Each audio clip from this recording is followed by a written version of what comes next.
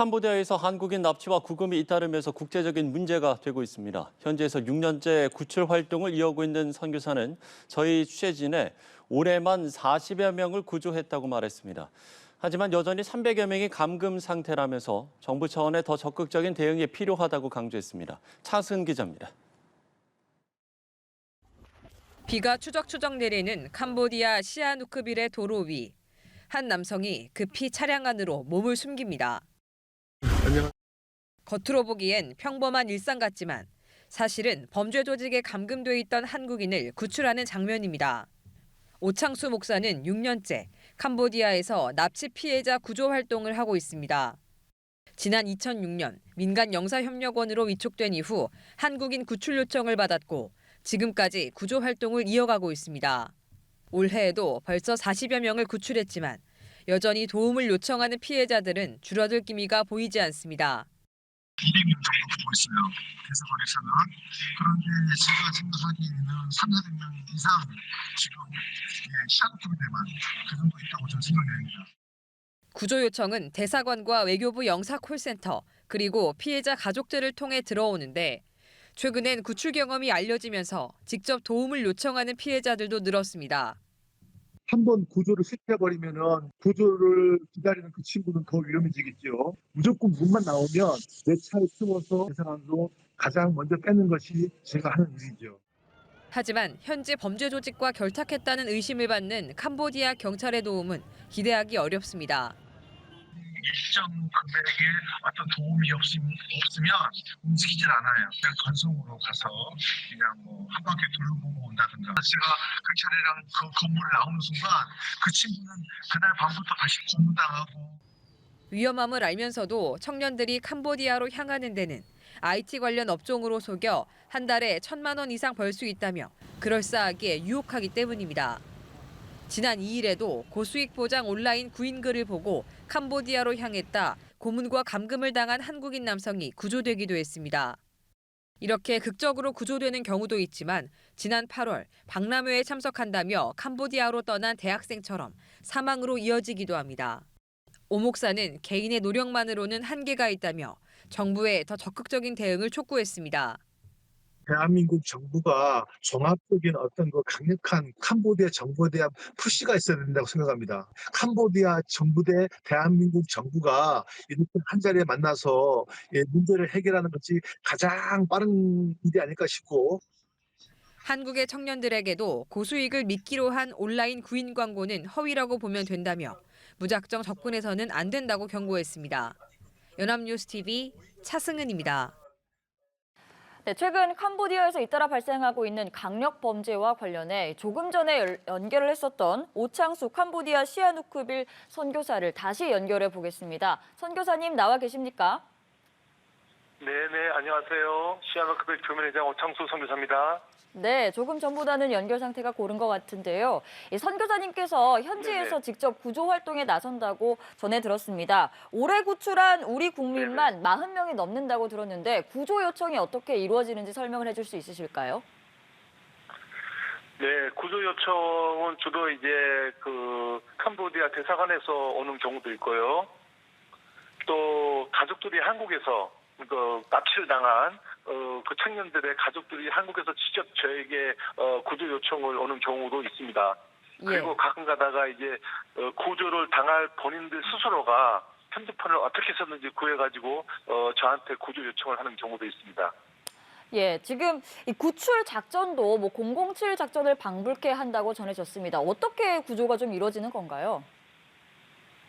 사실 여기가 중국 마피아, 중국 사화폐 사람들이 관리를 하는 곳이기 때문에 일반 민간인은 제 신분에서는 낮에는 구하러 갈 수가 없고 만약에 구조 요청을 받았다 그러면 주로 밤이나 새벽 시간을 많이 노립니다.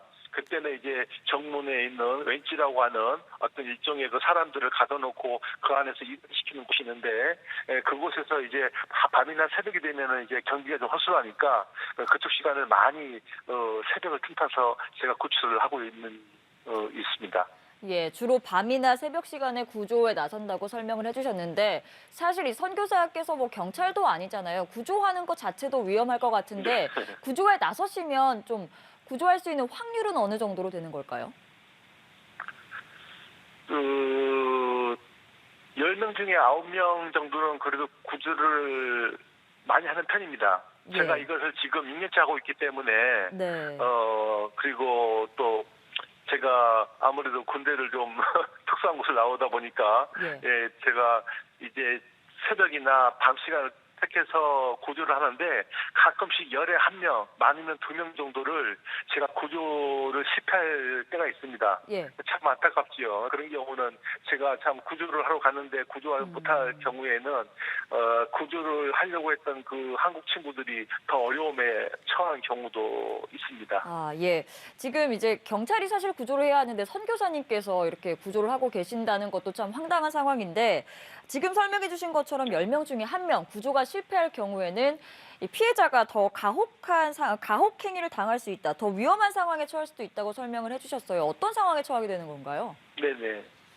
예를 들어서 제가 이제 구조를 한 번에 성공을 해야 되는데 예를 들어서 제가 구조를 하러 갔는데 그게 들켰다거나 아니면은 그쪽에서 들켜가지고 못 나온다거나 예. 했을 경우에는 그날 밤부터 중국 조직원들한테 이제 가혹한 고문이나 구타 내지는 이제 말할 수 없는 그런 어려움을 당하게 되는 것이죠.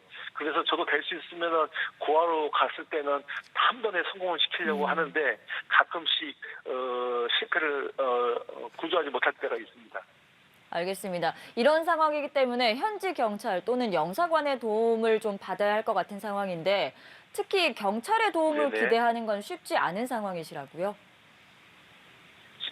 저도 그 질문을 많이 받는데요. 캄보디아도 나라인데 경찰들은 뭐하냐? 그 경찰들을 통해서 구조할 수 있지 않느냐라는 저도 그런 질문을 많이 받습니다.